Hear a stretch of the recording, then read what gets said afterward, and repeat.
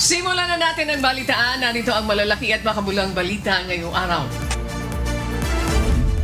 Headlines. Nakaalis na kagabi si Pangulong Ferdinand Marcos Jr. patungong Kazan, Russia.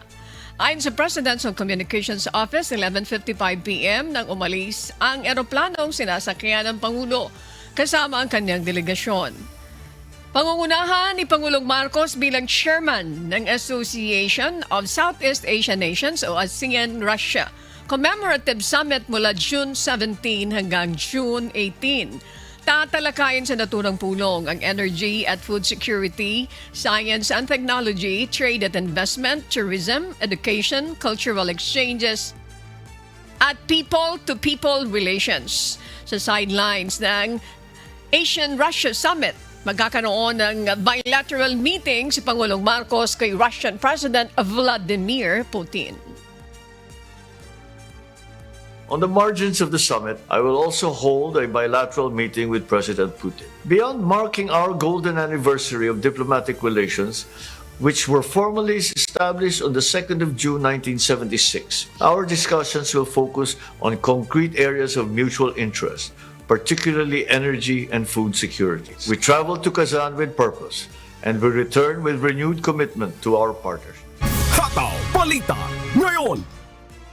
Nai-release na ng Department of Budget and Management ang inisyal na 362 million pesos na pondo na gagamitin para sa agarang rehabilitasyon ng mga critical infrastructure na napinsala ng magnitude 7.8 na lindol na tumama sa ilang parte ng Mindanao noong June 8. Partikular itong gagamitin sa Sarangani, General Santos City, maging sa South Cotabato. Ayon kay Palace Press Officer Claire Castro, bahagi pa rin ito ng nagpapatuloy na disaster response at recovery efforts sa mga lugar na naapektuhan ng malakas na lindol. Ang nasabing 363 million pesos na pondo ay direktang maida-download ng mga lokal na pamahalaan para sa mas mabilis na restoration ng mga nasirang pasilidad at delivery ng essential services sa mga apektadong komunidad. Hataw Balita ngayon. Hindi agad-agad na makakabalik sa normal ang presyo ng langis sa bansa kahit pa may namumuo ng peace deal sa pagitan ng Estados Unidos at Iran.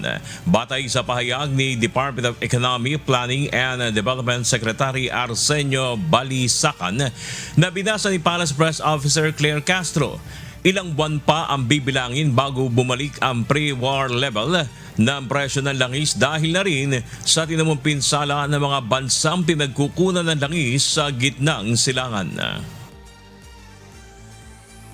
We are gathering info for our assessment. The indications are that, given the destruction of logistics, damaged infrastructure, and the depletion of inventories, it may take months before global prices fall to pre-war levels. Hataw Balita ngayon. Ayan, yan ay matagal nang sinabi kahit nung kasagsagan pa noong giyera nitong Iran, US at Israel na kahit magkaroon pa ng talagang tigil putukan at usapang pangkapayapaan ay makamit na, hindi naman po agad-agad maibabalik sa pre-war o bago mangyari ang giyera yung presyo ng produktong petrolyo. Ang pangunahing dahilan na sinasabi po ay dahil nga po doon sa mga nasira na mga infrastructure, oil refinery na ginagamit para sa pagpuproduce ng langis at isa pa yung pagkiklear nung dinaraanan yung logistics, yung Strait of Hormuz. Kaya matagal pa yan. Yeah, sinabi na yan ng Energy Secretary natin. Kaya do not expect that. Iba yung mga international experts, sinabi nila yan. Okay, dito naman sa ating bansa, we always watch kung ano yung magiging directive nila. Sa madaling salita, kung may mga global announcement na do not expect para doon sa immediate madali ang pagbaba ng presyo ng mga oil products, ganun din dito sa Pilipinas. Kaya doon sa ating mga kababayan, we make it a point, what's wrong? Okay, we make it a point na sana po ay maintindihan ito. Tama yun. Maganda nga dyan, at least may ganyang anunsyo para makapaganda pa rin yung ating mga kababayan na yung inaasahan. Kasi inaasahan kaagad yung pagbabalik doon sa normal na presyo nung produktong petrolyo bago mag-gera. Magkano ngayon? Nasa 55. 55. O yun, mga... Ang diesel, 55 pesos per 55. liter. Ang saya talaga ng pakiramdam nun, di ba po? Pag yung mga gumagamit ng pribadong sasakyan, hindi naman tayo talaga nakakaiwas din. Lahat tayo affected. Hindi maganda yung mukha nila araw-araw. O at least hindi na papalo dun sa mahigit 100 dati. Naging 160. 160. Napakabigat talaga. Dati yung full tank mo ay magugulat ka, tama na, 7,000 na, hindi pa puno. Kaya nga may makakilala tayo Talagang dahil sa pangamba nag-ipon, nag-imbak sila ng... Nag-hoard. Which is not correct. Oo nga, because hindi tama.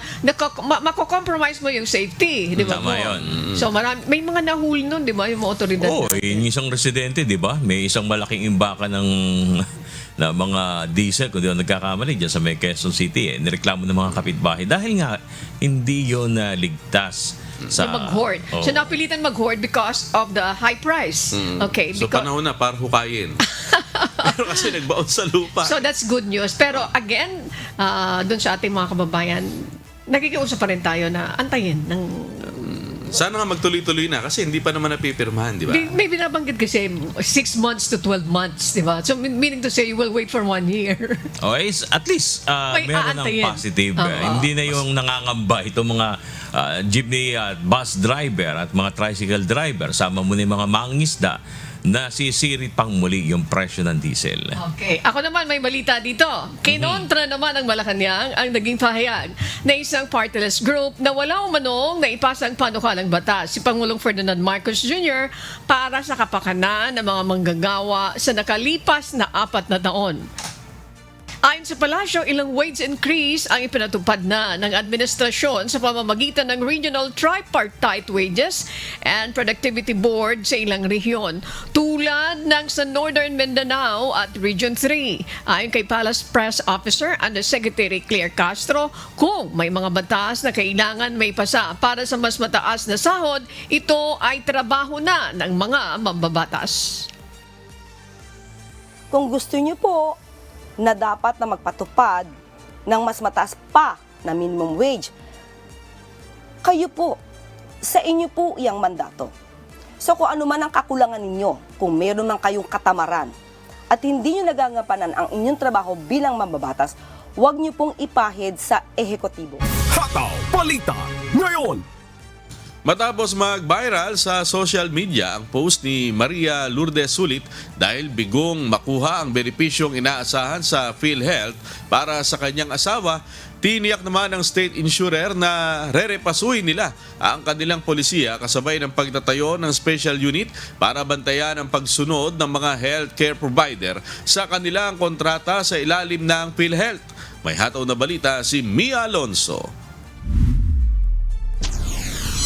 So una dyan yung pagre-repaso namin ng ating procedure at saka yung pagre-reorient ng ating T-Cares. Ang T-Cares, yan yung aming tao na mismong dyan nakatalaga sa mga malalaking hospital at sila ang dinudulugan ng ating mga pasyente para tanungin kung ano nga ba ang dapat na benepisyong nakukuha nila. Mayroon ng umiiral na polisiya ang Philippine Health Insurance Corporation o PhilHealth tungkol sa pag-identify ng mga kaso sa mga health facility.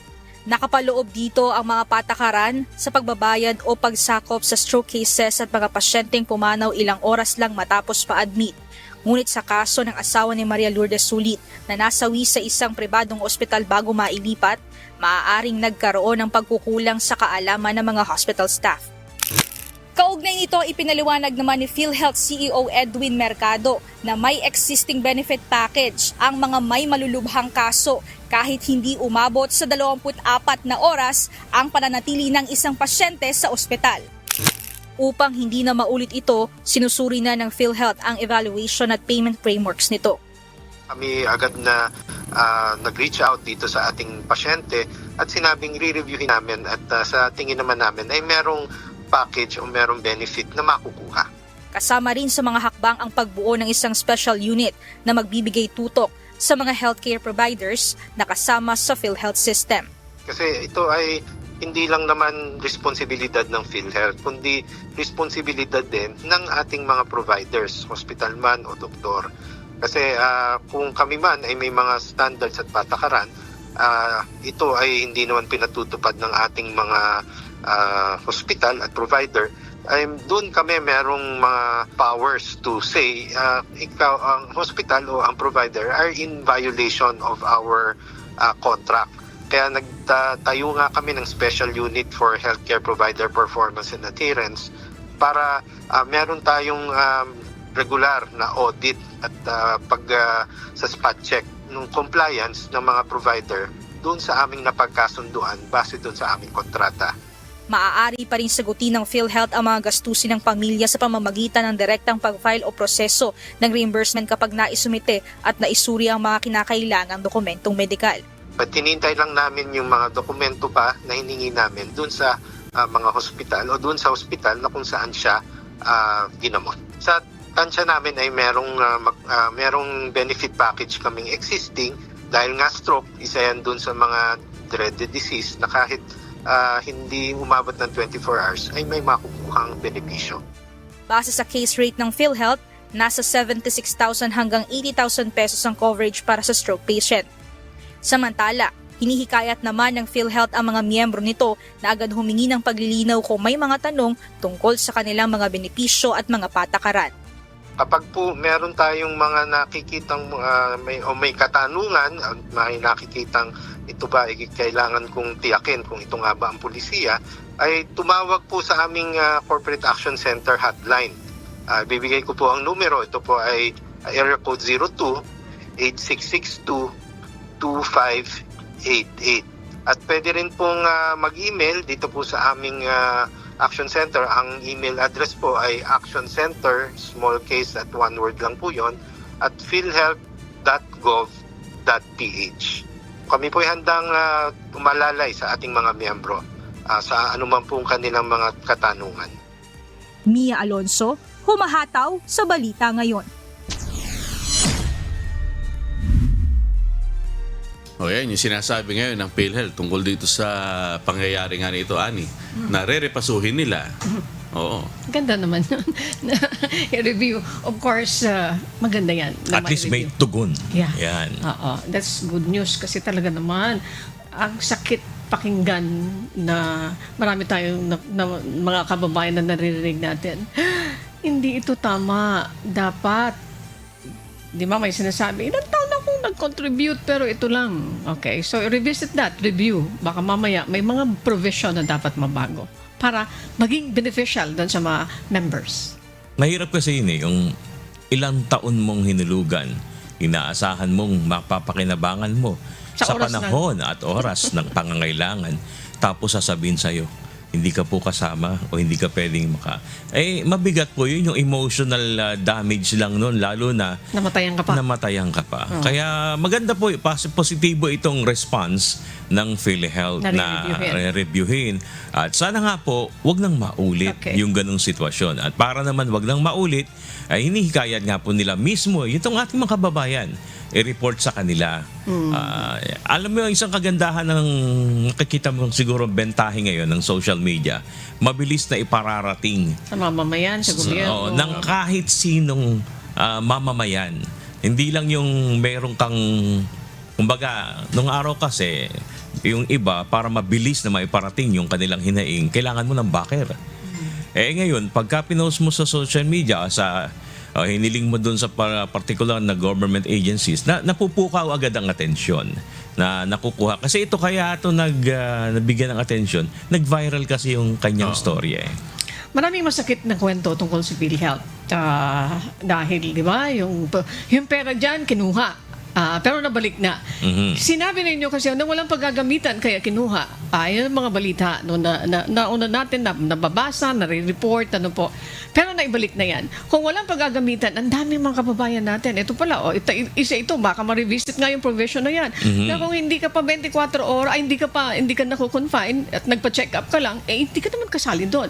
Kung 25 taong ka nga nag-contribute, siyempre, masasaktan ka. Baka yung provision na yan, ma-revisit para alisin yung provision na yan o kaya dagdagan yung provision na yan. Yung sinasabi ng Pangulo ng zero bill, Meron nung dati na Okay. binanggit ang Pangulo. Ito, clarify natin once and for all. Ang Zero Bill, nung panahon ni President Duterte, let's clarify this, mayroon Malasakit Center. Kapag ka lumabas ka, zero balance billing yan. Oo, marami ako nakausap na ganun yung Pupunta ginagawa. ka lang sa isa, let's say for example, may isang government hospital, punta ka lang doon. Lahat ng mga kakailanganan doon, mandoon na yung DSW, pinagsama-sama na, parang one-stop shop. That was before. Noong panahon naman ni President, itong panahon ni President Marcos, mayroon din mga panukala diyan. Hindi lang panukala, in-implement under the leadership of Secretary Ted Herbosa. Mayroon din po yan. Kaya, doon sa mga mamamayan natin, malaking tulong ito. Okay, malaking tulong ito. Pero sad to say na mayroon itong binabanggit na lumalabas na may PhilHealth na talagang pinagsikapan mong hulugan, pero sa panahon ng kailangan mo, di mo mapakinabangan, namatay pa yung asawa mo. Parang tipong ganon, kaya masakit yon sa kanila. Now, nare-reviewin, that's the good news there. Yung mga ganong tagpo o tiyempo, kung halimbawa nagkakaroon nga ng argue, yung ospital, yung pasyente, hindi ba pwedeng on the spot? O teka, tawagan natin ang PhilHealth. I do not know kung mayroong ganong klase silang proseso ng ganyan. Kaya siguro, mapaigting pa ito ng gusto. Mas maganda nga sana kung gano'n, halimbawa, may question na ganito ang isang pasyente o kamag-anak ng pasyente, tapos doktor sinasabi na ganito ng pamahalaan ng ospital. Maganda nga ngayon gano'n. Kung, sige, tanong natin. And on the Kasi spot. madali naman On the ang spot. madali naman ang Oo. komunikasyon. Yung Pero, may hotline number naman yan. Halimbawa, may nakapila dyan. Pagkatapos, ikaw yung cashier, magbabayad na. Di ba? Tatanggalin yung lahat ng mga benefits na pwede mo makuha. You cannot afford to do that. Kasi, ang daming nakapila na mga magbabayad. Hindi kita mabibigyan ng pansin. Siguro mayroon din naman silang another office na kapag ka mayroon problema, you go to that office, you go to that department, kausapin mo sa ganito and clarify that to her para mas mabilis. Meron bang ganun? Customer service. I cannot answer that. Tanong mo. Yun. Pero magandang tanong. Tanong ko din yun kasi tanong ko din yun Okay. Hindi, kung halimbawa, gaya no, magbabayad na ako, ang alam ko, kung mga matagal na ako naguhulog, meron akong ganung benepisyo, tapos sasabihin sa cashier, hindi pwede, di teka lang, o kung sino ba pwedeng kausapin para i-clarify ito. Yan. Diba? O teka lang, bago ako magbayad. Another thing, siguro pwede din maklarify yung puntong yun. On the spot, tatawagan para at least yung service mo, may bibigay mo kaagad kung pwede ka naman palang makatanggap. Another thing sinasabi before, di ba yung mga private hospital, ang tagal nyo magbayad. Ang tagal nyo magbayad. Hindi kayo nakakabayad ng on time. Sinasabi yan sa PhilHealth before. Ng mga private hospital. Private hospital. Ayan. Sinasabi nila, kung makaasta kayo, yan, tagal nyo ngang magbayad sa amin. Pero we cannot blame. Hindi sa pinagtatanggol din natin yung PhilHealth. Hindi agad-agad kasi mayroon din silang mga patakaran. May proseso. May proseso. Kailangan mag-submit ka ng mga requirements. Sometimes doon nagkakaroon ng problema. Siguro maayos ito para at least kung yung private hospital, hindi mo rin masisisi, ang dami rin nilang gastos, di ba po? Mahirap mag-maintain ng isang pribadong hospital. Kaya dapat maayos yung relationship ng private hospitals and the PhilHealth. I do not know, siguro one time, mas malaman pa natin yung mga susunod nilang mga programa patungkol dito kasi maraming mga members din ang nasasaktan dito sa balitang ito. Ayan, at sana maimbitahan natin yung PhilHealth sa susunod para ma-question o matanong natin sa mga bagay na yan. Samantala, arestado ang 4 na fixer matapos ang isinagawang entrapment operation ng pinagsanib na pwersa ng LTO Calabarzon kasama ang Criminal Investigation and Detection Group, Laguna Provincial Field Unit. Ito'y matapos silang maaktuhan ng mga otoridad na umano'y nag-aalok ng iligal na serbisyo para sa pagproseso ng renewal ng driver's license kapalit ng pera.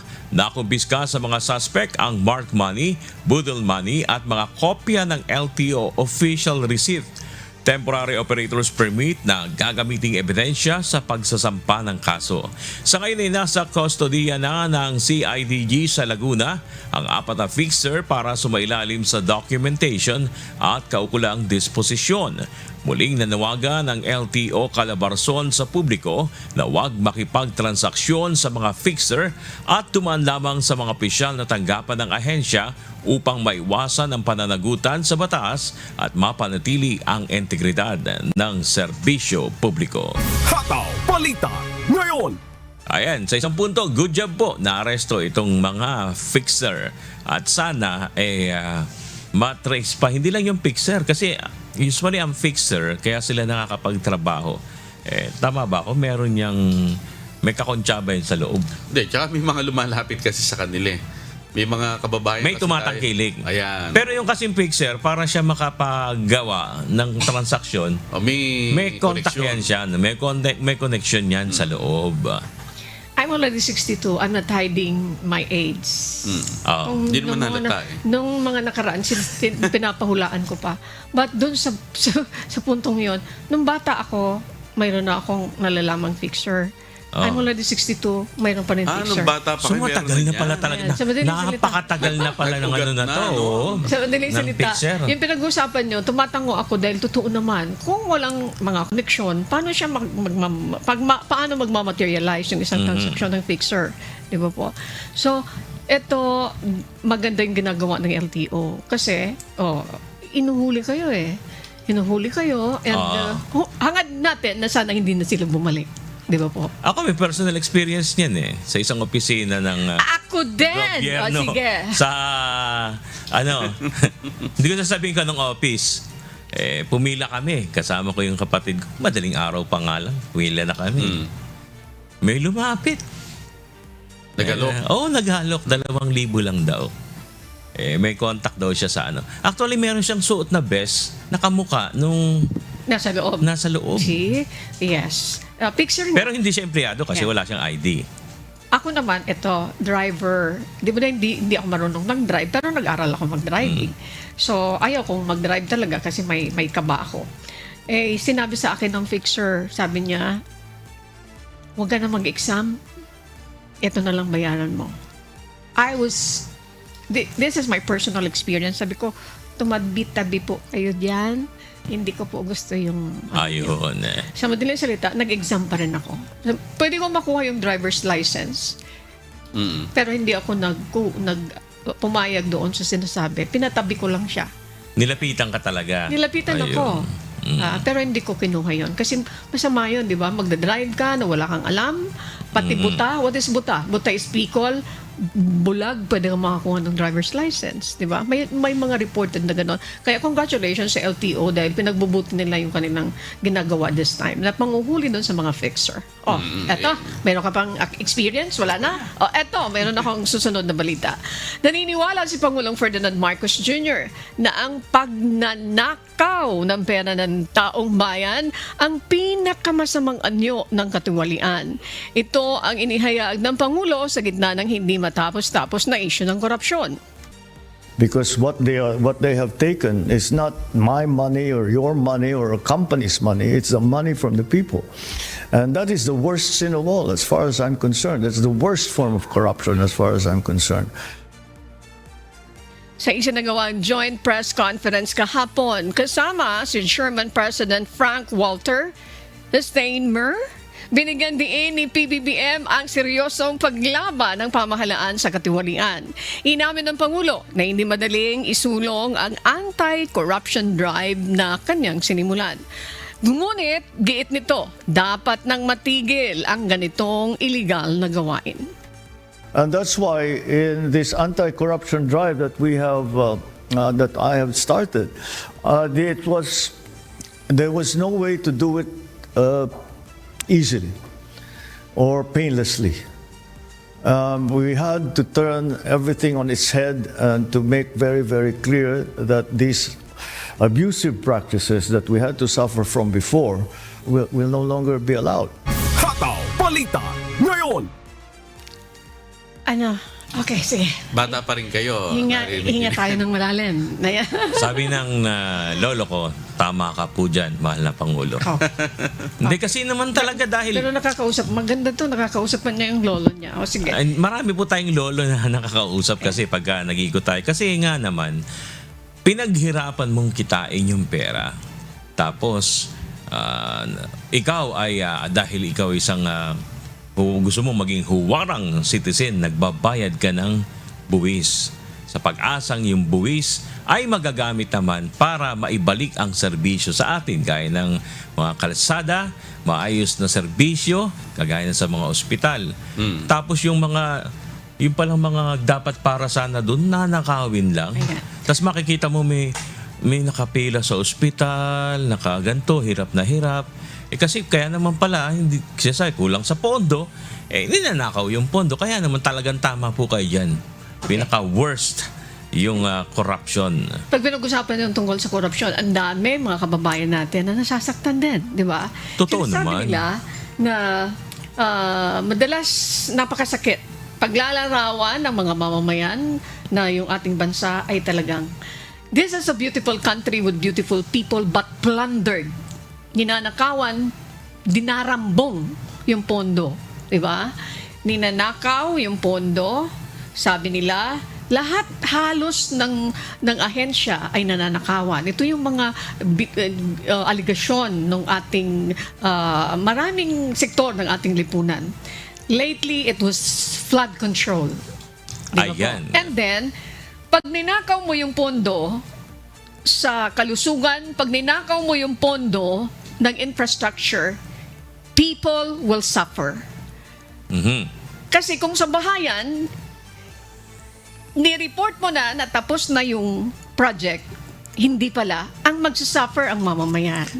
Tama yun. Sa madaling salita, yung kinabukasan ng mamamayan, ang kinakawawa mo. Para yung mga nakakausap ko dyan sa, particular dyan sa Hagonoy, Bulacan, akala nila, sabi nga nila, akala namin, natanggap namin na yung baha na nararanasan natin dito, normal na lang, parang naging normal na lang dahil halos doon araw-araw ang baha dahil sa high tide. So, Pero yung pala, may pondong nilaan Yes. para doon sa flood control at wag nilang maranasan yung baha. that's a good example tungkol dito sa mga burning issues na ating na sasalunga on a daily basis. Kaya madami po nang binabanggit nila, yung bansang Pilipinas biniyayaan ng halos lahat ng potensyal para maging maunlad ang bansa, pero talaga naman, nakakalungkot. Beautiful country with beautiful people but plundered. So, how are you going to solve this? Sabi ng Pangulong, hindi madali. Tama yung sinabi niya.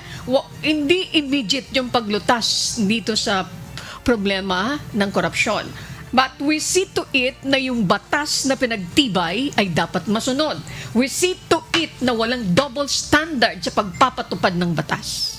Kasi kung may double standard sa pagpapatupad ng batas, sinasabi ng ating mga kababayan, wala na, hindi mo mapaparusahan yung mga nagdadambong kasi kaya umuulit. Laging may nakawan because nakakaalpas, nakakalusot. Kaya hanggang ngayon nakabang pa tayo eh. Kung sino talaga mapaparusahan dyan sa flood control. May mga kababayan tayo parang nawawala na ng pag-asa na yung korupsyon na yun ay mapipigilan eh. Ay wag O po. matatapos eh. Wag po. Meron pa rin naman yan. Mapapanagot at mapapanagot yan. Yan lang po ang gusto namin makita. Ako, senior na. Kayo mga bata pa, wish niya natin. Kasama lagi natin yan sa prayer. Sana kung sinasabi natin, beautiful country with beautiful people but plundered. Sino yung mga nagnanakaw? Yung nakaupo sa gobyerno. Di ba po? Sana naman maawa sila kasi kinabukasan ng inaalis nila sa taong bayan.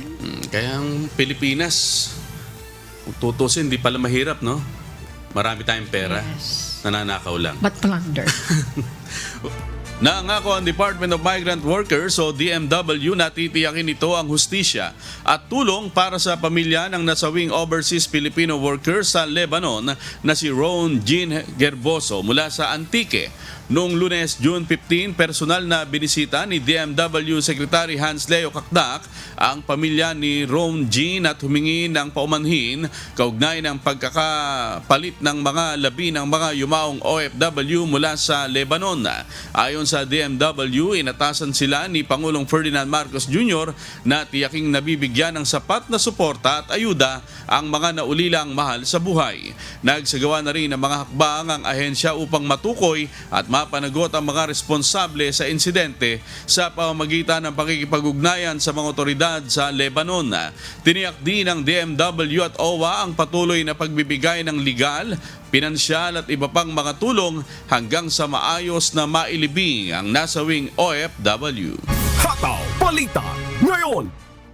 Naglunsad ang Pag-ibig Fund ng Special Assistance for Financial Emergencies o SAFE Loan upang matulungan ang mga miyembro nito na apektado ng pagtaas ng gastusin dahil sa gulo sa Middle East.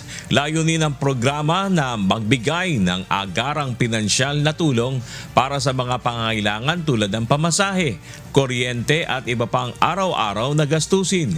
Maaring makahiram ang mga kwalipikadong miyembro ng hanggang 10,000 piso o katumbas ng 90% ng kanilang regular na savings sa Pag-ibig. May interest rate ito na 5.95% kada taon at maaring bayaran sa loob ng 1, 2 o 3 taon. Pinayagan din ang mga may umiiral na multi-purpose o calamity loan na mag-apply sa programa batay sa kanilang natitirang borrowable equity. Maaring maghain ng aplikasyon hanggang September 8 sa pamamagitan ng virtual Pag-ibig o sa anumang sangay ng Pag-ibig Fund sa buong bansa. Hataw Balita ngayon. At para naman po sa mga balita sa iba't ibang panig ng mundo, narito ang ating global correspondent na si Marie Peñaranda mula naman sa Texas, USA. Marie, isang magandang umaga sa iyo. Global News.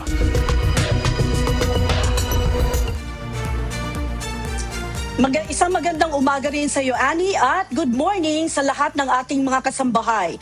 Narito ang ating Global News. Ikinatuwa ng buong mundo ang balita na tapos na ang digmaan sa gitnang silangan kasunod ng pagkakasundo ng Iran at Estados Unidos. Subalit, para sa mga residente ng Iran, Lebanon at Israel na direktang apektado ng gulo, ano nga ba ang kahulugan ng Memorandum of Understanding o MOU ng dalawang panig? May hataw na balita si Noel Poliarco. Hati ang opinyon ng mga mamamayan sa Iran, Israel at Lebanon matapos i-anunsyo ng Estados Unidos at Iran ang kasunduang naglalayong tapusin ang digmaan sa gitnang silangan at muling buksan ang Strait of Hormuz. May mga umaasang magdudulot ito ng kapayapaan at pagbangon ng ekonomiya, lalo na kung maaalis ang ilang parusa o sanctions sa Iran. احساس خوبی داشتم نسبت به این توافق و امیدوارم که آخر عاقبتش به نفع دولت و مردم باشه و به عنوان یک کاسب احساس میکنم اگر تحریما برداشته بشه، اگر آمریکایی‌ها به قولشون عمل کنن و زیر حرفشون نزنن طبق معمول، امیدوارم که توافق اصلی امضا بشه و تحریما برداشته بشه، اقتصاد توی چرخه بیفته و منطقه به صلح و آرامش برگرده. Ngunit hindi lahat ay kumbinsido. May mga Iranians na naniniwalang hindi sapat ang kasunduan habang nararamdaman pa rin nila ang epekto ng digmaan. ما هم هیچ توافقی نه با اسرائیل داریم نه با آمریکا داریم. شاید دولت ما اومده باشه توافق کرده باشه ولی مردم کاملا ناراضیه. چون این افراد اومدن یه سری ایرانی رو کشتن، یه سری بچه بیگناه رو کشتن. هیچ جوره این قابل قبول و پذیرش نیست و ما اینو نمیپذیریم. مردم ایران اینو قبول نداره. Sa Israel naman, may mga nagdududa kung talagang tatalikuran ng Iran ang nuclear program nito. Iginiit din ng Israel na may karapatan itong ipagpatuloy ang mga operasyong pangseguridad laban sa mga banta mula sa rehiyon. I believe the Iranians are signing this agreement because they need a lifeline. They're only concerned about their survivability. I don't think they gave up their nuclear ambitions. Israel is not committed to this agreement. Israel is a sovereign country. First, we're concerned about destroying Hezbollah in Lebanon for the sake of Lebanon, the sake of the region. And I think that America understands that. May ilan din na nagsabing posibleng pansamantala lamang ang kapayapaan. ההסכם הזה כלום, זה שקט לזמן מסוים ועוד פעם אחרי זה התחיל הכל חזרה. Samantala sa Lebanon, nagsimula nang mag-empake upang makabalik sa kanilang mga tahanan ng ilang residenteng napilitang lumikas dahil sa kaguluhan. هلا شعور رجعنا على أرضنا وعلى بلدنا لو فيش بيوتنا ننسى بخيم ونقعد وفضل يا إيران ويا نبي بدر بيرفع الرأس مش يا دولتنا ما بتسوى بعتنا دولتنا. Sa ngayon, nananatiling malabo ang kabuuang detalye ng Memorandum of Understanding. Ayon kay US Vice President J.D. Vance, maikli lamang ang dokumento at marami pang mahahalagang usapin ang tatalakayin sa mga susunod na negosasyon, kabilang ang nuclear program ng Iran, inspeksyon ng mga pasilidad nito at posibleng pagluwag ng mga sanctions. Inaasahang maisapubliko ang ilang detalye ng kasunduan bago mag-Biyernes, kasabay ng formal na paglagda sa Geneva, Switzerland. Kinumpirma na rin ng Iran na magsisimula ang panibagong round ng negosasyon para sa pangmatagalang peace agreements sa nasabing araw. هست که روز جمعه در کشور سوئیس، حالا محل دقیقش رو باید مشخص بکنیم، یک دیداری انجام بشه بین هیئت‌های دو طرف که در اون رؤسای هیئت‌های دو طرف اولا این یادداشت تفاهم رو امضا بکنن و بعد اولین دور مذاکرات بعدی رو داشته باشیم. Noel Polyarco, humahataw sa balita ngayon.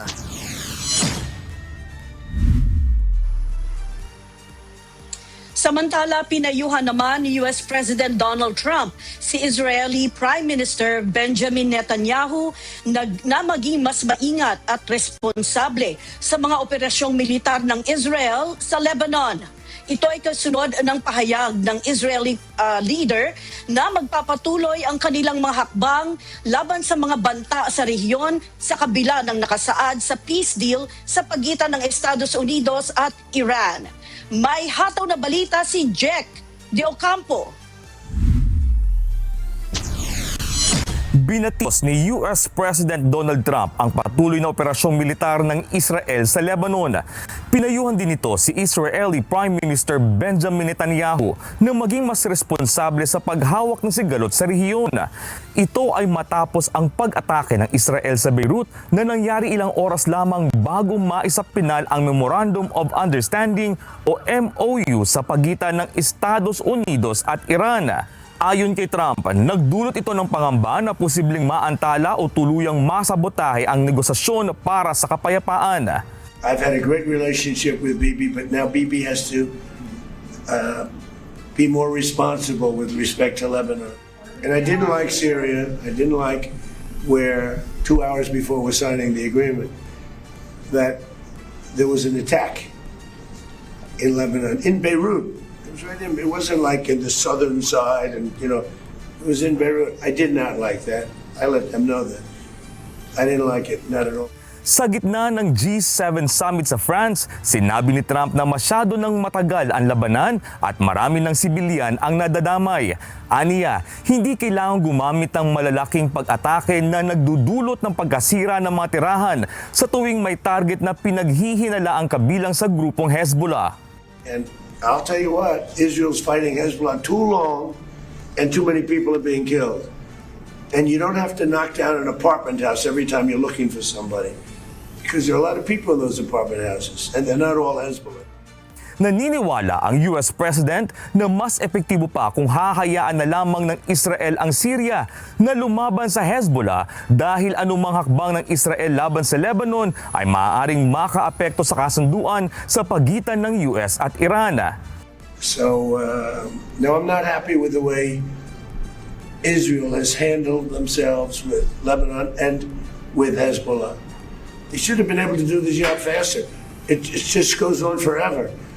And when that happens, it throws a negative light on the big deal, and that's the deal with Iran. Una nang sinabi ng Iran na anumang pag-atake ng Israel sa Lebanon ay ituturing nilang may basbas mula sa Amerika at mangangahulugan ng paglabag sa kasunduan. Ito ay sa kabila ng pahayag ng Israel na hindi sila kasali sa kasunduan sa pagitan ng Estados Unidos at Iran, kasabay ng deklarasyon na magpapatuloy sila sa kanilang operasyong militar laban sa grupong Hezbollah sa Lebanon. Sa isang press conference, ipinagtanggol ni Israeli Prime Minister Benjamin Netanyahu ang mga naging aksyon ng Israel sa gitna ng digmaan. Giit nito na nakamit ng Israel ang pangunahing layunin nito na pahinain ang nuclear at missile capabilities ng Iran. עם הסכם, בלי הסכם, לאיראן לא יהיה נשק גרעיני.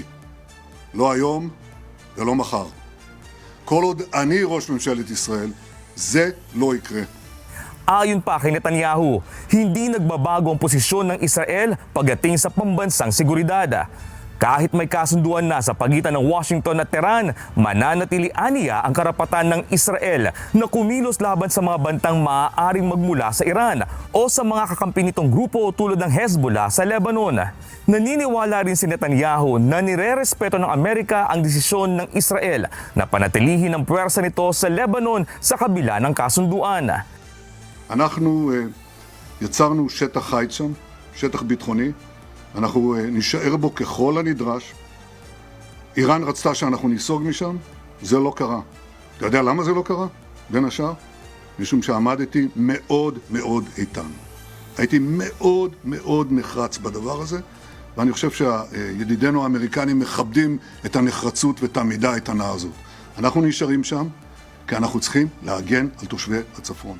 Samantala, kinumpirma ng Pakistan na kasama ang usapin sa Lebanon sa napagkasunduan ng Amerika at Iran. Naniniwala rin ang panig ng Iran na ang paghinto ng labanan sa lahat ng dako sa gitnang silangan, kabilang ang Lebanon, ang pinakamahalagang bahagi ng peace deal. موضوعی هست که در تفاهمنامه وجود داره، اعلام خاتمه فوری و دائمی جنگ در همه جبهه‌ها از جمله در لبنان. Jack De Ocampo, humahataw sa balita ngayon.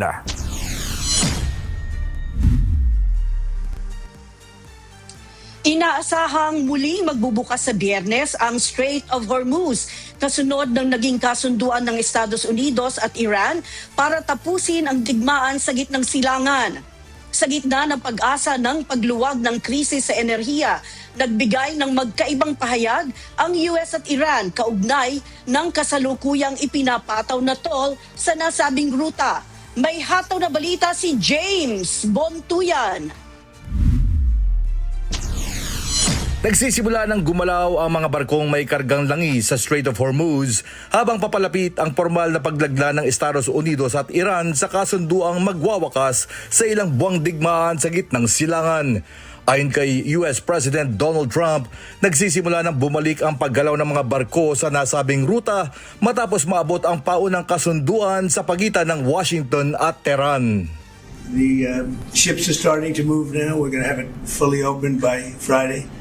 The ships are starting to move nicely. Oil is starting to go, and the prices are coming down rapidly. Stock market is going up rapidly. A lot of good things are happening. Ayon sa mga ulat, may mga oil tanker at cargo ship nang nakatawid sa nasabing ruta matapos ang ilang buwang paghaharang at paghihigpit sa paglalayag. Gayunman, nananatili pa rin ang pangamba ng ilang sasakyang pandagat para sa kanilang seguridad dahil sa panganib ng mga mina ng Iran sa nasabing ruta. Inaasahan namang ganap na magbubukas ang Strait of Hormuz sa Biyernes kasabay ng formal na paglagda sa Switzerland ng peace deal na pinagkasunduan ng magkabilang panig. Kaugnay nito, nangako ang United Kingdom na makikibahagi ito sa pagtitiyak ng ligtas na pagbubukas ng mahalagang ruta. Ayon kay British Prime Minister Keir Starmer, nakikipag-ugnayan na ang kanilang bansa sa France at iba pang mga kaalyado upang protektahan ang mga barkong dadaan sa rehiyon. Kabilang sa mga nakahandang i-deploy ng Britain ang mga fighter jet, drones at mga sasakyang pandagat kung kakailanganin. Matapos ang ilang buwang pagkakasara ng Strait of Hormuz, nakaranas ng pagtaas ang presyo ng langis dahil sa pangamba sa kakulangan ng supply. Bagamat hindi umabot sa pinakamataas na inaasahang antas ang pagtaas ng presyo, nananatili pa ring mabigat ang epekto nito sa mga ekonomiya sa buong mundo. Kasabay ng pag-anunsyo ng US-Iran peace deal, bubaba na ang presyo ng langis sa pandaigdigang merkado, bagamat nagbabala ang mga eksperto na maaaring abutin pa ng ilang buwan bago ganap na bumalik sa normal ang supply at presyo ng enerhiya. Ngunit sa kabila ng pag-asa ng pagbabalik normal ng kalakalan, may mga mahalagang isyu pa ring hindi na pagkakasunduan na magkabilang panig. Isa na rito ang tanong kung mananatiling libre ang pagdaan ng mga barko sa Strait of Hormuz. Sa isang panayam kay US Vice President J.D. Vance, sinabi nitong inaasahan ng Washington na mananatiling toll-free o walang bayad ang pagdaan sa nasabing ruta. Ito rin ang pahayag ni Trump kaugnay sa pagbubukas ng mahalagang ruta. Ayon sa US President, magiging permanente ang libreng pagdaan sa strait sa oras na nagbukas na ito sa Biyernes. The strait is going to be open toll-free And it's toll-free beyond the 60 days. It's not, somebody said, oh, it's toll-free for... No. It's toll-free, period. When it opens permanently, it'll be toll-free. Gayunman, salungat ito sa inilabas na pahayag ng Iran. Sinabi ng mga opisyal ng Tehran na maaaring magpataw ng mga bayarin o fees sa mga dadaang sasakyang dagat matapos ang isang transition period. در متن یادداشت تفاهم ایران موظف شده که تدابیر لازم رو اتخاذ بکنه با همکاری کشور دیگر ساحلی یعنی عمان و مشورت با سایر ذی‌نفعان، به خاطر اینکه هدف ما اساساً این هست که تردد در تنگه هرمز به صورت ایمن و مطمئن انجام بشه. ما همیشه گفتیم ما به دنبال گرفتن عوارض نیستیم، ولی ما به ازای خدماتی که ارائه خواهیم کرد، خدمات ناوبری، حفاظت از محیط زیست، احیانا بیمه کشتی‌ها و سایر خدماتی که از سوی ایران و عمان ارائه خواهد شد، هزینه‌های لازم رو هم طراحی خواهد شد و دریافت خواهد شد. بنابراین در این زمینه موضوع خیلی روشن هست. Inaabangan pa sa ngayon ang detalye ng kasunduan kaugnay sa magiging estado o kondisyon sa Strait of Hormuz na labis na makakaapekto hindi lang sa rehiyon kundi sa buong mundo. James Bontuyan, humahataw sa balita ngayon.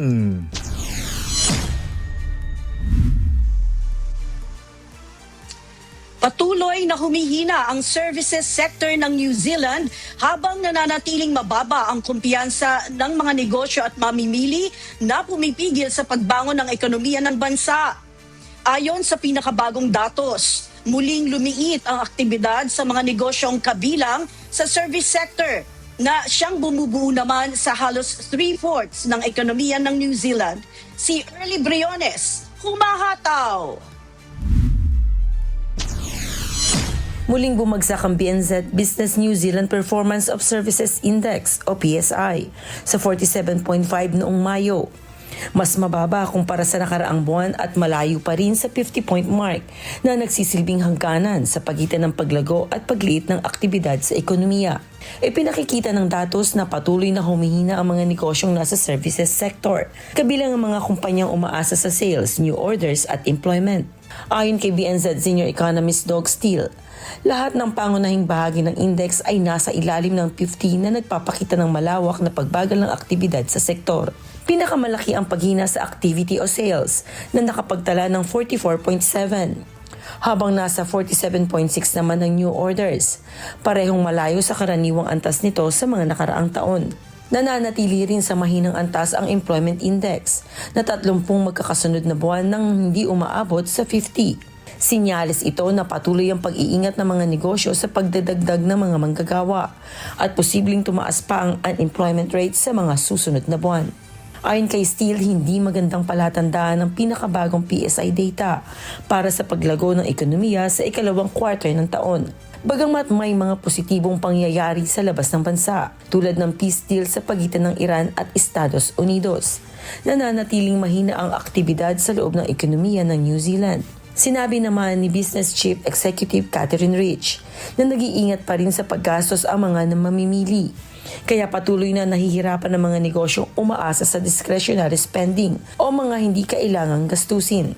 Kabilang sa mga pinaka-naaapektuhang industriya ang mga cafe, restaurant at mga recreational at personal services na umaasa sa sobrang budget ng mga consumer. Dahil dito, naniniwala ang mga eksperto na mahirap pang makakita ng agarang pagbangon ng services sector ng New Zealand, malibang kung muling lalakas ang kumpiyansa ng mga negosyo at mamimili sa mga susunod na buwan. Early Briones, humahataw sa balita ngayon.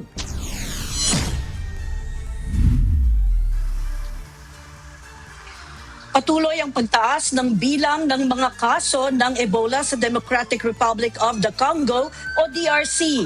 Isa pa rin sa mga pinakamalaking hamon ang kawalan ng tiwala ng ilang komunidad sa mga health workers at sa mismong pag-iral ng sakit.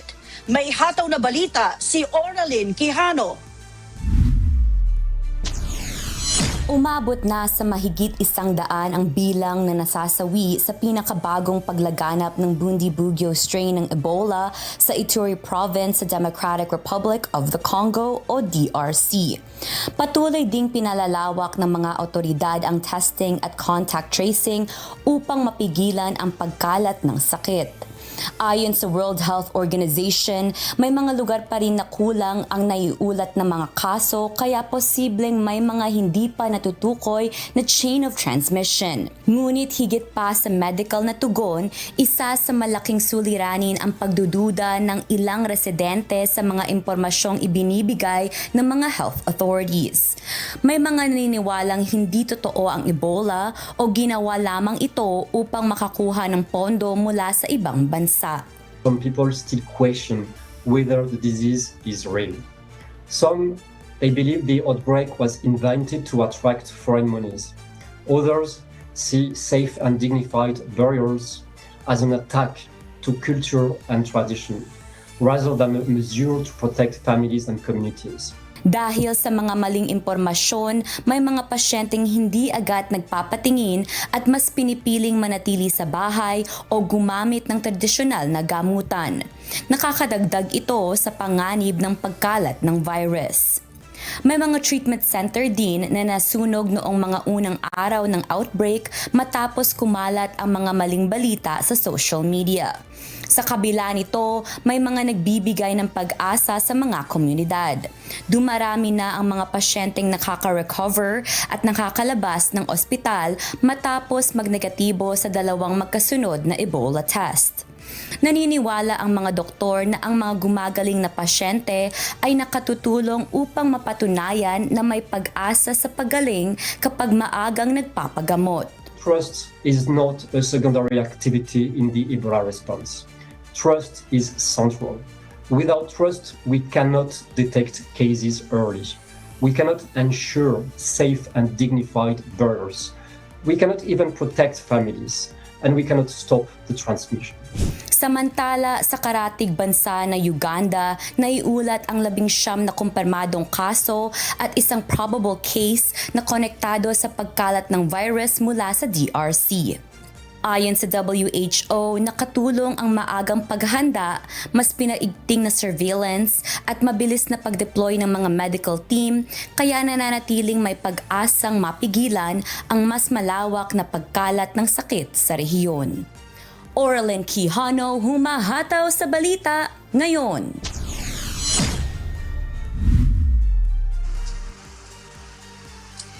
Kasunod ng naranasang malalakas na lindol sa Pilipinas nitong mga nagdaang araw, ilang bansa pa sa Asia ang niyanig din ng matitinding lindol. Isa ang nasawi at 4 naman ang nasugatan matapos tumama ang magnitude 6.3 na lindol sa probinsya ng Qinghai sa northwestern China. Naganap ang pagyanig noong Martes ng hapon at naitala sa lalim na 10 kilometro. Agad na nagpatupad ang China ng Level 4 emergency response at nagpadala ng mga rescuer sa sakyan at search and rescue dogs sa mga apektadong lugar. Inilikas din ang lahat ng manggagawa sa mga minahan malapit sa sentro ng lindol bilang pag-iingat.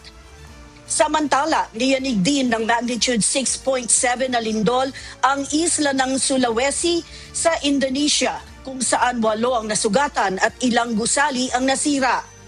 Ayon sa mga otoridad ng Indonesia, wala namang banta ng tsunami sa kabila ng malakas na pagyanig.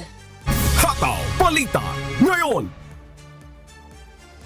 Napilitan namang lumikas ang mga residente sa Riverside County sa California matapos mabilis na kumalat ang shore fire noong Lunes, June 15. Nagsimula ang sunog sa San Timoteo Canyon at lumawak hanggang 2,600 acres sa loob lamang ng ilang oras. Dahil sa lumalalang sitwasyon, pansamantala na ipinasara ang isang bahagi ng 60 freeway at naglabas ng mga evacuation order ang mga otoridad. Nagtayo rin ang mga evacuation center para sa mga apektadong residente ng kanilang mga alagang hayop habang patuloy ang pag-apula at pagmomonitor sa sunog. Hataw Balita ngayon. Pansamantalang ipinagbawal ng pamahalaan ng India ang messaging app na Telegram bilang hakbang laban sa umano'y pagkakalat ng mga leaked exam papers. Kaugnay ito ng muling pagdaos ng National Eligibility Cum Entrance Test o NEET-UG matapos makansila ang nakaraang pagsusulit dahil sa mga paratang ng pag-leak ng mga tanong sa pagsusulit. Ayon sa mga otoridad, ginamit umano ang ilang Telegram channels at groups upang manloko ng mga estudyante kapalit ng malalaking halaga ng pera. Umani naman ng kritisismo ang hakbang dahil hindi naman umano nito matutugunan ng ugat ng suliranin at maapektuhan ang mga lehitimong gumagamit ng platform para sa pag-aaral at komunikasyon. Hataw Balita ngayon. At yan po ang mga balita mula sa iba't ibang panig ng mundo. Mula po rito sa Austin, Texas, USA, ako si Marie Peñaranda. Magandang araw po. National News. Umaasa ang Malacanang na gagawin ng mga senador ang kanilang obligasyon kasunod ng pagpapatawag ng special session ngayong araw. Ayon kay Palace Press Officer Undersecretary Claire Castro, dapat nang maayos ang anumang gulo sa pagitan ng dalawang paksyon sa Senado para na rin sa kapakinabangan ng mga mamamayan. May hataw na balita si Nel Maribuhok. Ipapaubaya na ng Malacanang sa Senado kung papaano aayusin ang anumang gulo. Ayon kay Palace Press Officer Undersecretary Claire Castro, ginawa na ni Pangulong Ferdinand Marcos Jr. ang obligasyon nito na magpatawag ng special session ngayong araw. Layon nito na maipasa ang mga prioridad ng mga panukalang batas na mapapakinabangan ng taong bayan. Umaasa ang palasyo na gagawin ng mga senador ang kanilang obligasyon sa bayan. Of course, ang gusto ng Pangulo ay magkaroon ng kaayusan sa Senado dahil kailangan sila talaga magtrabaho. So, nasa kanila pong kamay yan. Sa ngayon po, ang obligasyon ng Pangulo ay ginawa niya. Nagpatawag po siya ng isang special session at nasa kamay na po ito ng mga senador kung kayo rin po ay tutugon sa inyong obligasyon. Dapat lang din anya na handa ang bagong Senate Majority Bloc sa anumang uusbong na gulo sa special session sakaling igiit ni Senator Alan Peter Cayetano ang pagiging Senate President. Maganda po na handa sila dahil ang paghahandang ito sa mga gitong klaseng kaguluhan ay dapat lang masolusyonan agad para sa taong bayan. Hindi sa pansariling ambisyon ni numan. So dapat talagang tutulan ito dahil ang dapat isipin nila taong bayan at ang interes ng bansa. Una nang inihayag ng Malacanang na ang kinikilala nila na namumuno sa Senado ay si Senate President Pro Tempore Senator Sherwin Gatchalian. Nel Maribuhok, humahataw sa balita ngayon. Inaasahang magiging maikli lang ang special session ng House of Representatives ngayong araw. Ayon kay House Assistant Majority Leader at Lanao del Sur, 1st District Representative si Alonto Adyong, hindi maaaring talakayin ang mga panukalang batas na wala sa agenda na ni-requests ng tanggapan ni Pangulong Ferdinand Marcos Jr. May hataw na balita si Rosalie Cos. Nagpahayag ng kahandaan ng House of Representatives na magsagawa ng special session ngayong araw ng Miyerkules, June 17, kasunod ng kahilingan ni Pangulong Ferdinand Marcos Jr. Ayon kay House Assistant Majority Leader at Lanao del Sur 1st District Representative Sia Alonto Adyong, alas 9 ng umaga nakatakdang mag-umpisa ang special session at kailangang daluhan ng mayorya ng House members. Dahil inaprubahan na ng House of Representatives ang karamihan sa priority measures ng PBBM administration, isang panukalang batas na may kinalaman sa assistance to individuals in crisis situation o AICS ang nakatakdang ratipikahan sa plenaryo ng Kamara. Ibig sabihin, hindi rin kasama sa agenda ang mga panukalang batas na hindi nakalinya sa nirequest ng tanggapan ni PBBM, kaya inaasahang magiging maikli lang ang sesyon ng Kamara. Kasi pag special session kasi specific yung agenda eh. We cannot discuss other things other than what was requested by Malacanang. So naka-specify naman yung mga bills to be ratified. So outside of that, we cannot anymore discuss. So it's going to be a short session naman. Umaasa naman si House Deputy Speaker at La Union 1st District Representative Paulo Ortega na sa pamamagitan ng special session, maayos na ang gusot sa liderato ng Senado. Anya kaya nagka-special session dahil marami pang nakabinbing panukala. Muli namang iginiit ni House Deputy Minority Leader at ACT Teachers Party List Representative Antonio Tino na ipinatawag umano ang special session dahil lamang sa issue ng liderato ng Senado.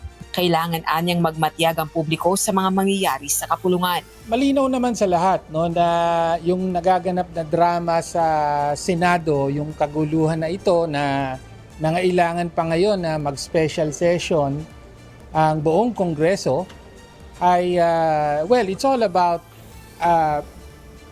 protecting each other's interests. No? Sangkot ang marami sa mga senador, tapos may kani-kanyang paksyon at pinoprotektahan ang isa't isa. No? Pinoprotektahan ang isa't isa at maging ang Malacanang mismo.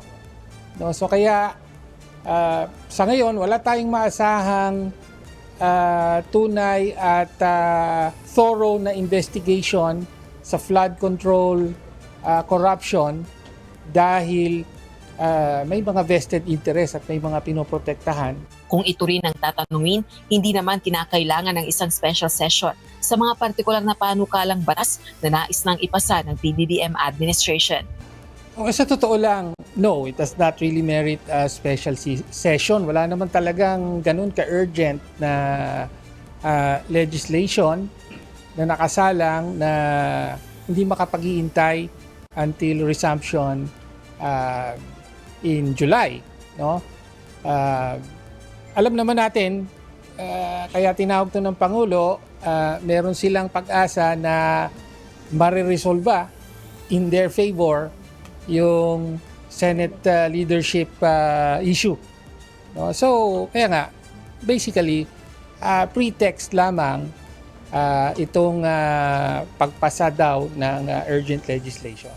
Rosa Lico, Zumahataw sa Balita Ngayon. Naghain na ng petisyon sa Korte Suprema kahapon ng kampo nila Senator Alan Peter Cayetano at iba pang mga kapwa senador upang hilingin na ideklarang null and void o walang bisa ang isinagawang sesyon sa Senado noong June 3. Matatandaan na nagdaos ng sesyon ng Senado noong 3 ng Hunyo matapos na dumalo si Senator Francis Gis Escudero at mabuo ang 12 attendance ng mga senador. Kalinsabay dito ay idineklara ang quorum at nagkaroon ng botohan kung saan inihalal ang mga bagong opisyal ng Senado kabilang na si Senator Sherwin Gatchalian bilang Senate President Pro Tempore at Acting Senate President.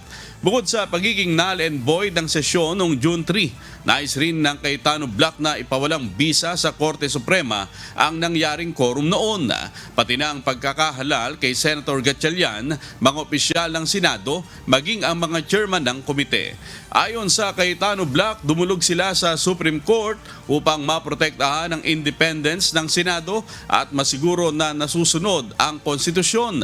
Patuloy na iginiit ng mga ito na si Senator Alan Peter Cayetano ang lehitimong Senate President habang si Senator Loren Legarda naman ang Senate President Pro Tempore. Gayun din ang Senate Sergeant at Arms at Senate Secretary na naitalaga sa ilalim ng kanilang liderato. Wala pang pahayag ang Gatchalian Black hinggil sa petisyon nila Cayetano. Hataw Balita Ngayon.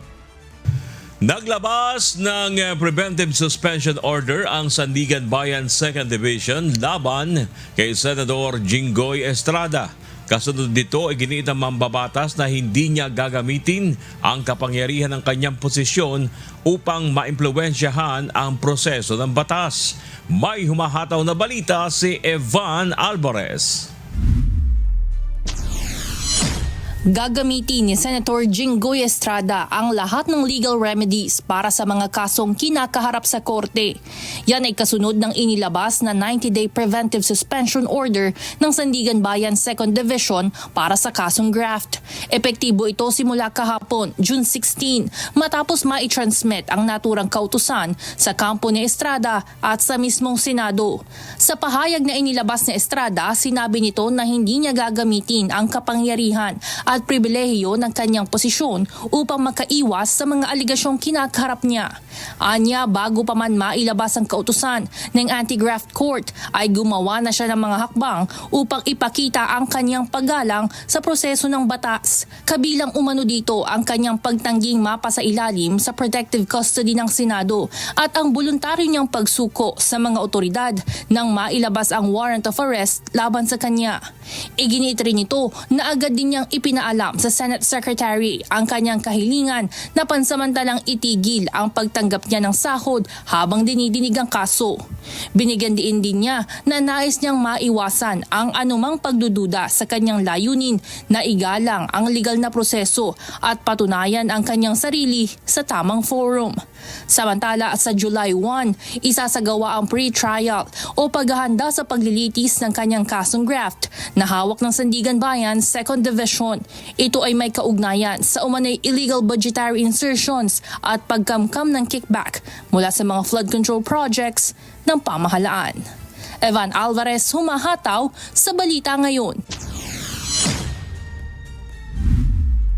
Sa magpapatuloy ng Hataw Balita Ngayon, tinawag na kasinungalingan at puro palabas na mag-asawang Senator Kiko Pangilinan at aktres na si Sharon Cuneta ang pagdadawit sa kanila sa issue ng hinggil naman sa umano'y tumanggap ng maleta na may lamang pera mula sa flood control projects. Samantala, marindi itinanggi ng mamamahayag na si Arnold Clavio at TV personality na si Mon Tulfo ang mga alegasyon na kasama rin umano sila sa mga tumanggap ng pera mula sa flood control scam. May umahataw na balita si Dante Amento.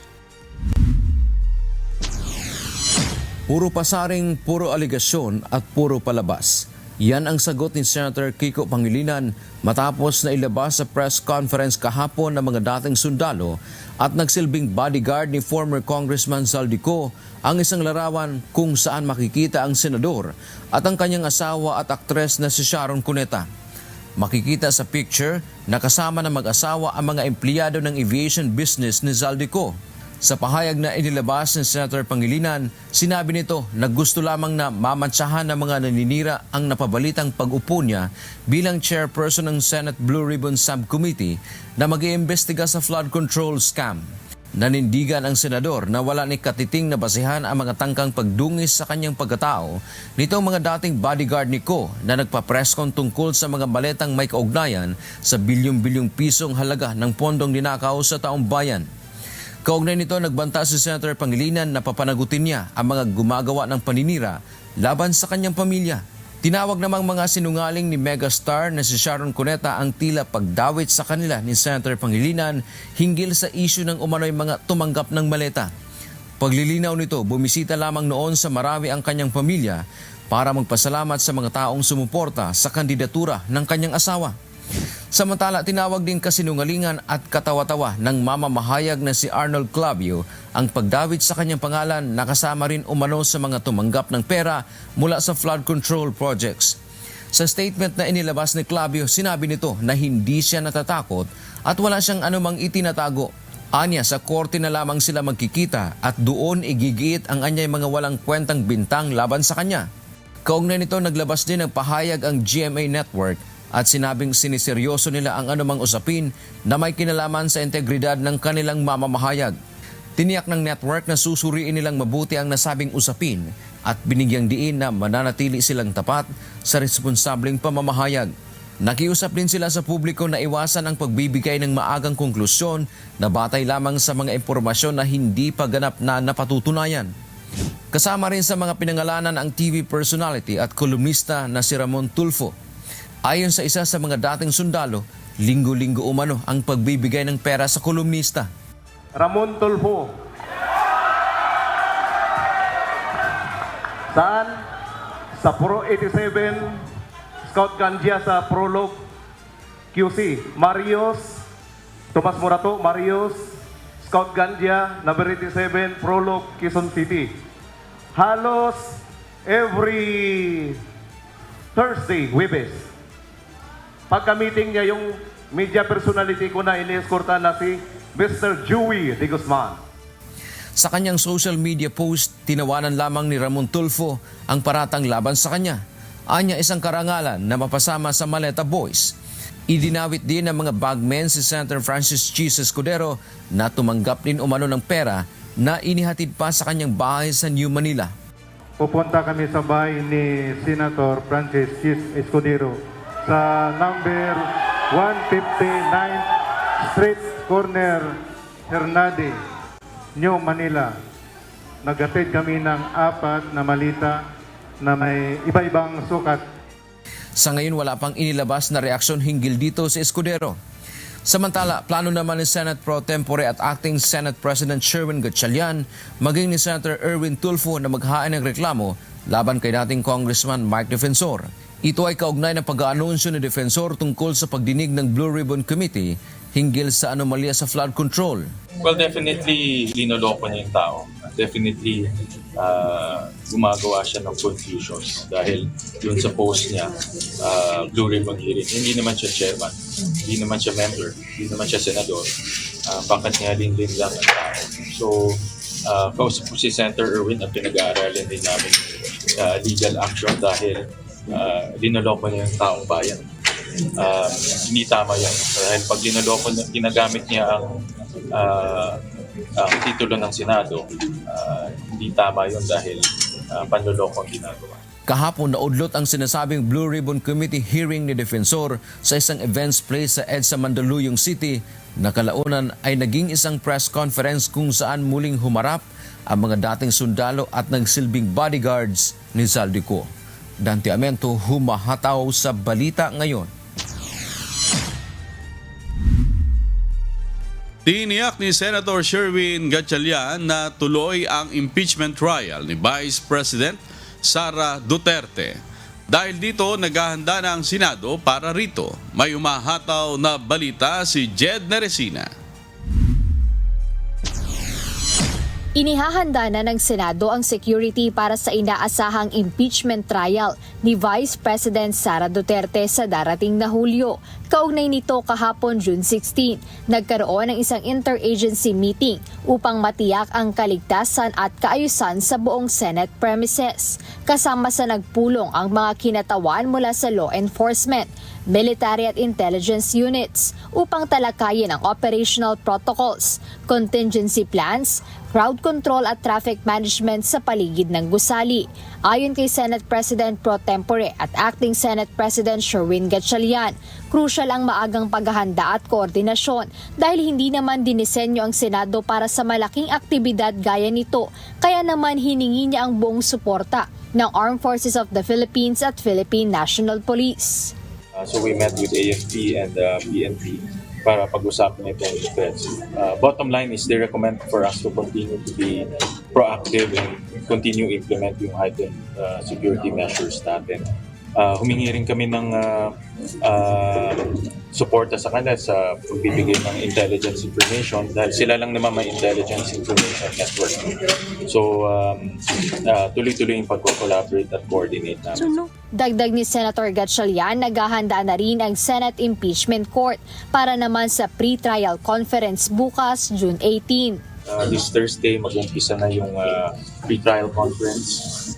So the impeachment team is preparing for that.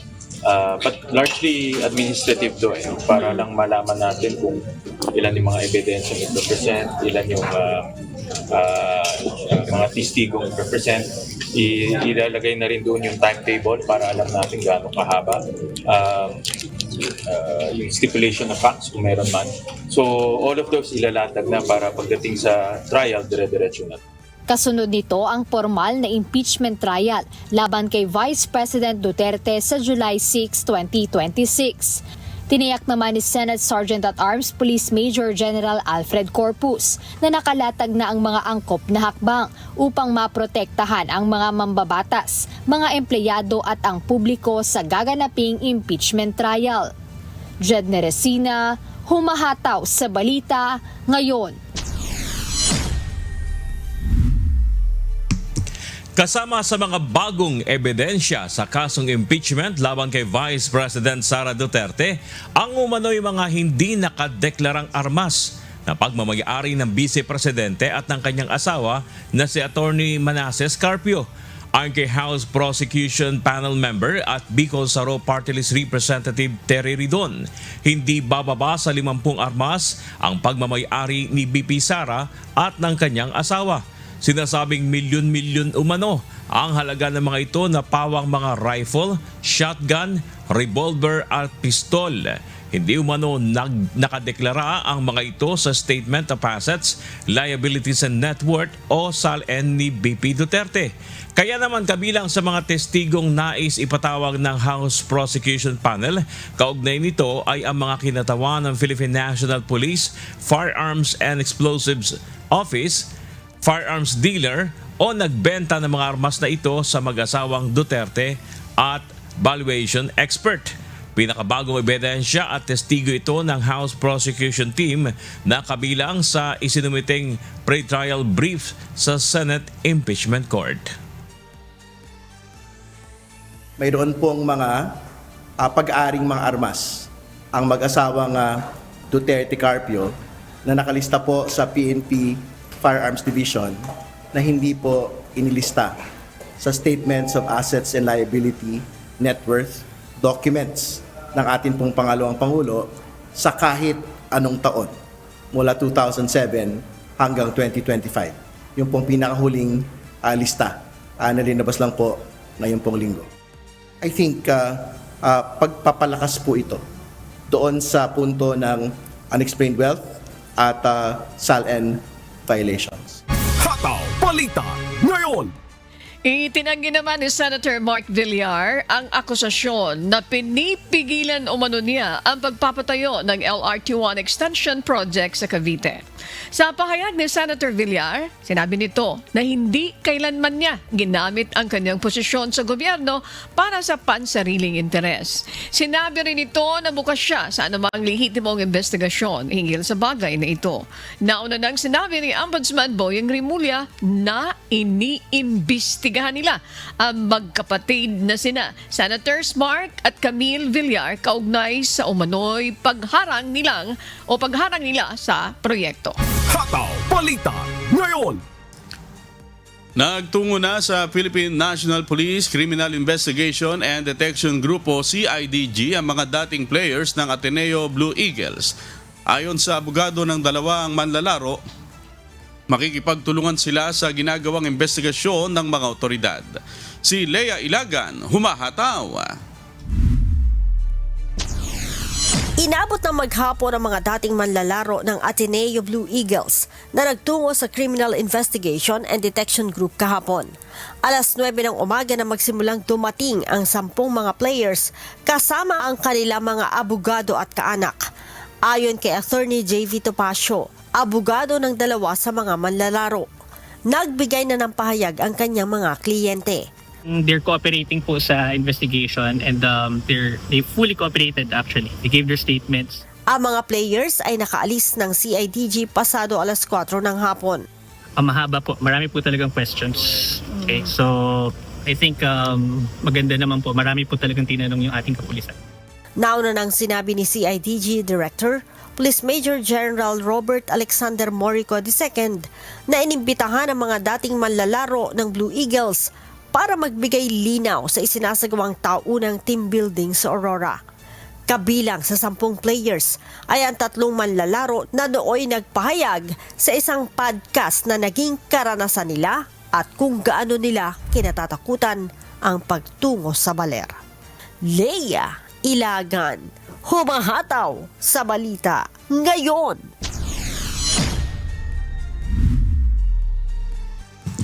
Tiniyak ng abogado ng nagbitiw na si Coach Thomas Anthony Tab Baldwin na handa itong makipagtulungan sa isinasagawang investigasyon kaugnay sa nangyaring pagkamatay ng dalawang student athlete na sina Rene Baterbonia at Divine Adile.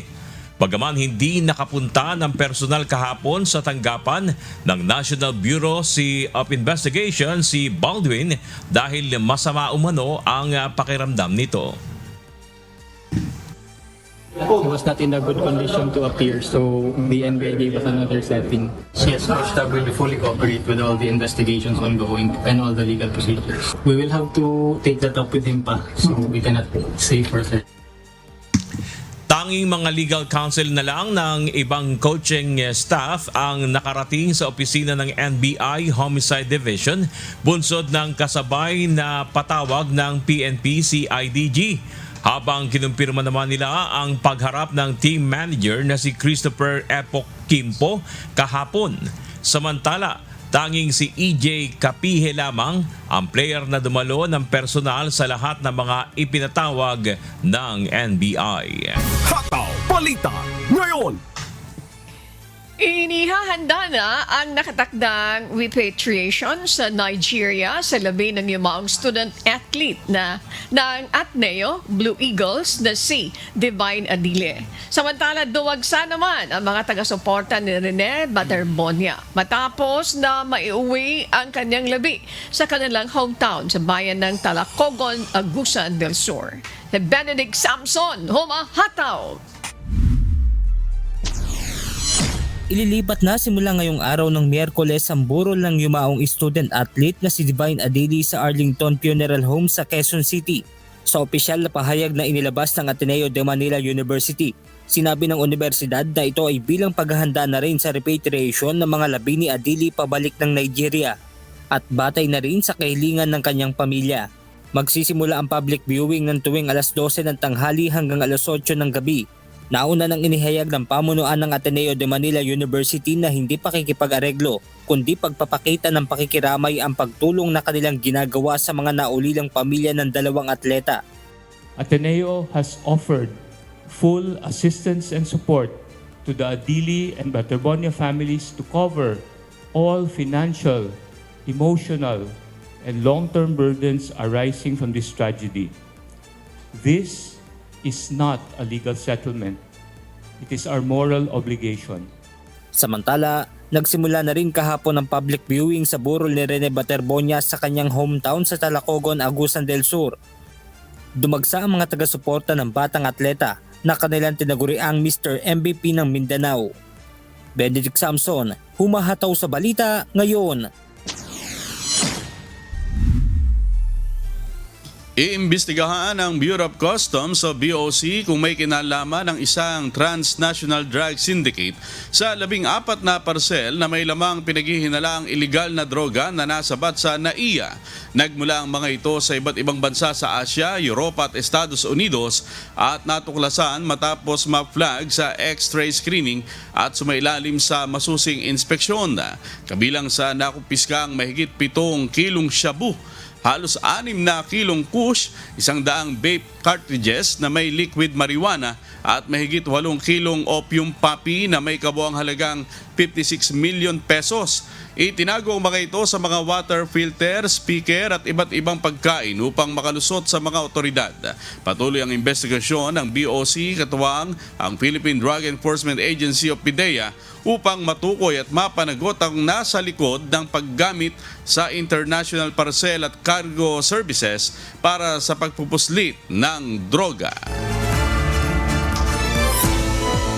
Regional News. Natagpuan ng isang concerned citizen sa may baybayin ng Sitio Talim sa barangay Layunan sa Liad, Batangas ang mga debris na sinasabing mayroon foreign markings. Batay sa isinagawang pagsusuri ng Coast Guard Station sa Batangas, tinatayang may 20 pulgadang haba at higit 10 talampakan ang lapad ng debris. Batay sa initial assessment gamit ang translation tools, sinasabing antenna transmission windows ang nakasulat na markings dito. Sa ngayon, hindi pa tukoy na motoridad ang pinagmulan ng nasabing debris. Hataw Balita ngayon. Samantala, nag-issue ng panibagong warning ang Philippine Space Agency hinggil sa posibilidad ng pagbagsak ng debris sa may katubigan sa Palawan maging sa Rizal Reef sa may West Philippine Sea. Inilabas ng PhilSA ang babala matapos ang pag-launch ng China ng Long March 3B rocket mula sa Xichang Satellite Launch Center sa Liangshanyu Autonomous Prefecture sa Sichuan bandang 5:45 PM ng June 16. Pinag-iingat ng PhilSA ang publiko sa posibleng panganib ng babagsak na debris at pinayuhan na agad ipagbigay alam sa mga otoridad sakaling makakita nito.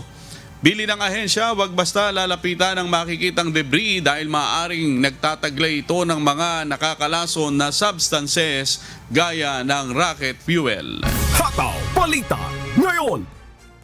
Maayos nang nadaraanan ng mga motorista at residente ang Arzadon Road sa Barangay Mayombo, Dagupan City, Pangasinan. Bago pa maiayos, dating nagtitiis sa patse-patseng kalsada ang mga motoristang dumaraan sa lugar.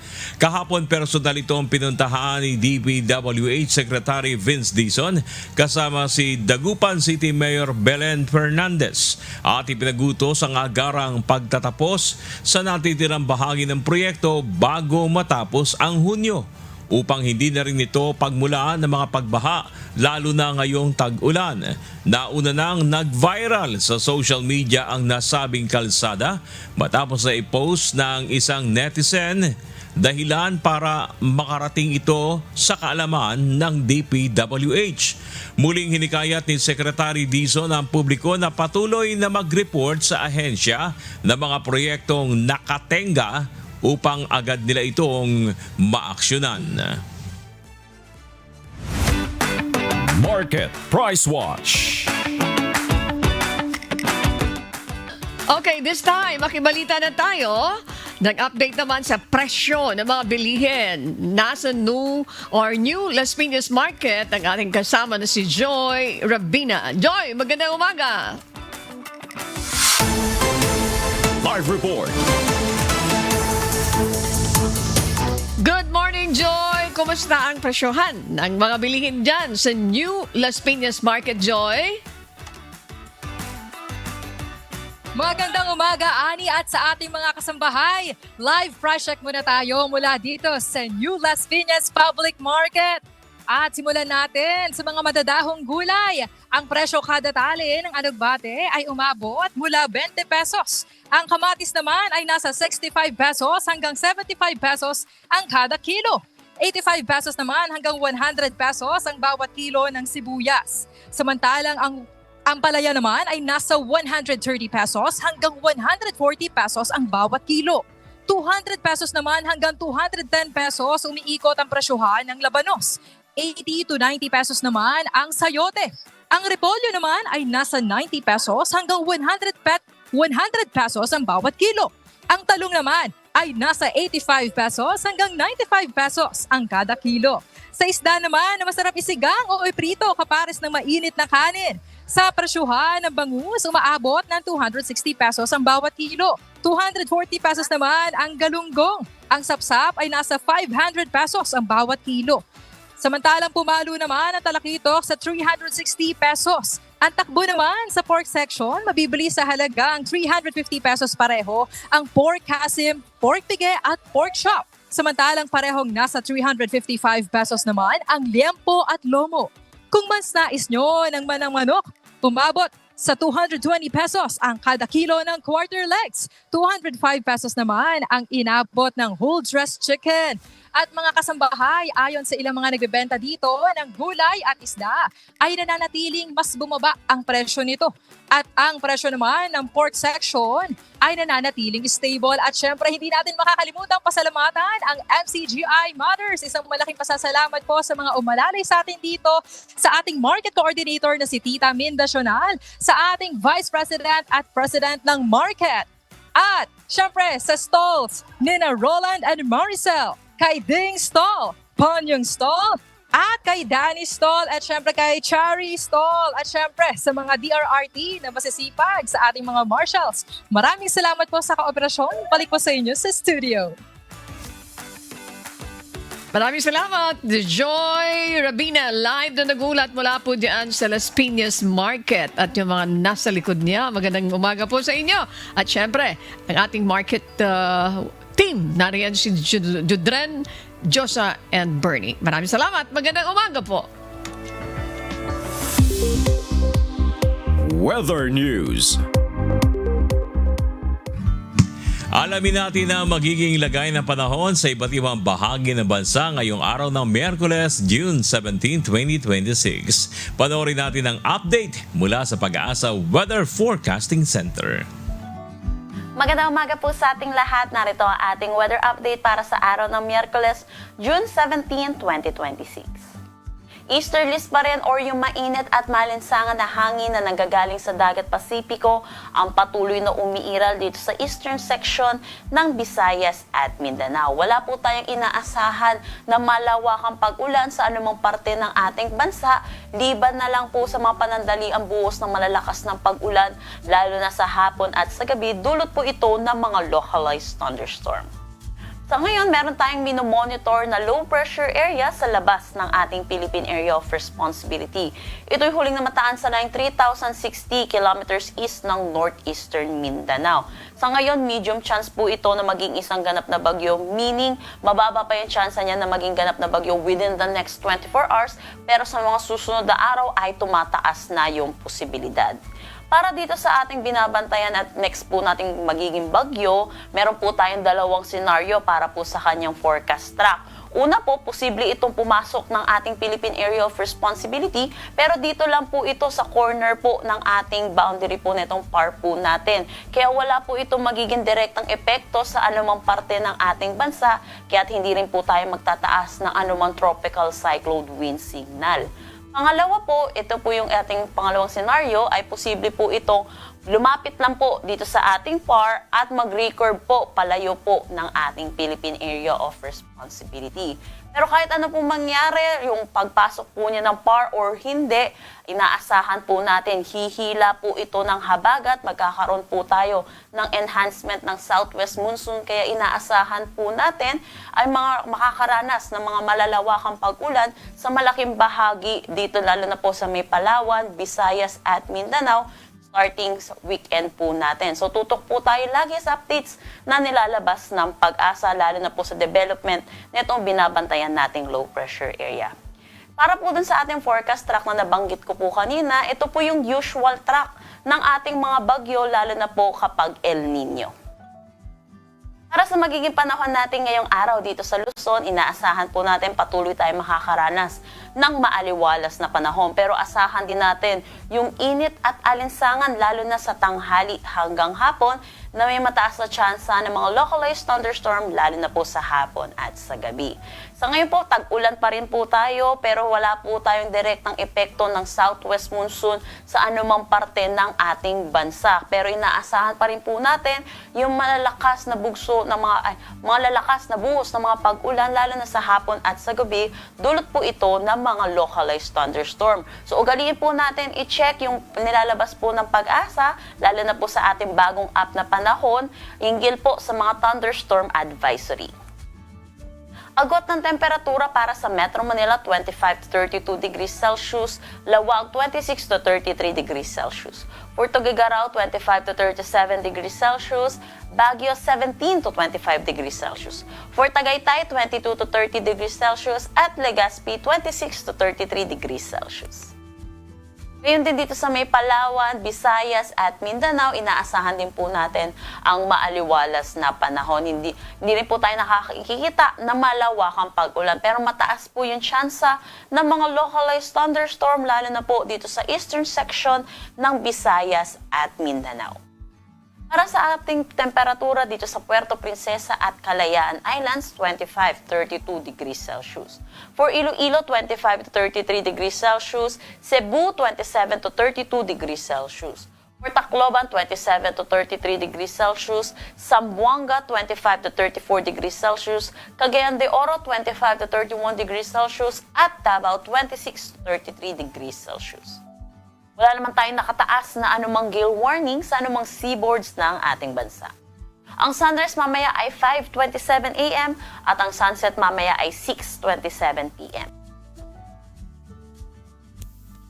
At napanood po natin ang update mula kay Pag-asa Weather Specialist Janelle Dominguez. Tandaan, sa bawat araw na ating nasisilayan, tayo magpasalamat sa Diyos na may lalang. At sa aming ibabahaging mga salita ng Diyos na ating sandigan, mula sa Aklat ng Mateo, Kapitulo 11, talatang 29. Pasanin ninyo ang aking pamatok at mag-aral kayo sa akin, sapagkat ako'y maamo at mapagpakumbaba ng puso, at masusumpungan ninyo ang kapahingahan ng inyong mga kaluluwa. Nanonood ang tita Nene ko aga, kaya shout out. Ganon din sa aking may bahay si Glenda at sa aming unika iya sa Elisea. At yan po ang mahahato na balita ngayong umaga ng Miyerkules, ika-17 sa buwan ng Hunyo 2026. Ako po inyong amigo, Sherwin Gulubong. At dahil nag-shoutout shoutout na rin ako. Sa lahat po ng mga nanonood sa atin, tutok lang po kayo sa ating social media pages sa YouTube, sa Facebook at iba pa nating accounts dahil mamaya po ay i-broadcast natin ang live itong special session nitong Senado at ng lower house o tintong kamera para makita natin ng live ano po yung mga sinasabing mga panukalang batas at iba't ibang issue na tatalakayin pa dito sa special session na pinatawag ng Pangulo. Tutok lang po kayo sa ating mga social media pages ng UNTV News at kung di pa po kayo nakasubscribe, abay mag-subscribe na po kayo. Please like and share. Ayan. Sa ngalan po na lahat ng buo ng UNTV News and Rescue, UNTV Radio La Verdad 1350 at ang ating mga correspondent mula sa Pilipinas at sa iba't ibang panig ng mundo. Ako naman po, si Bernard Dalis. Oh, bumati kayo. Babati din ako. Si Luel. Sino si Luel? Si Luel yung dating binabati natin. Nasa master control yan. Imagine. Luel, thank you. At nasa IT department. Ito mga kasama natin sa IT department. Si Arian, si Cardo.